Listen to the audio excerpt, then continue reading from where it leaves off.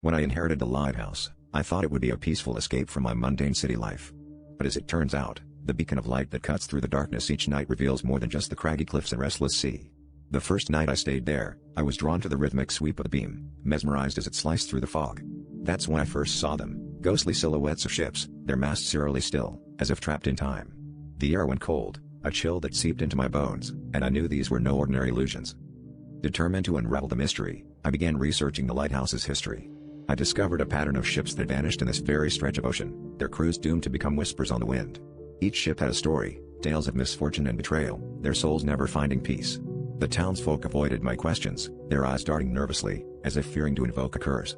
But I pressed on, piecing together the tragic fates of these vessels, each more haunting than the last. One stormy night, as the lighthouse groaned under the weight of the tempest, I found myself irresistibly drawn to the top. The beam sliced through the torrential rain, illuminating a massive ghost ship right before me.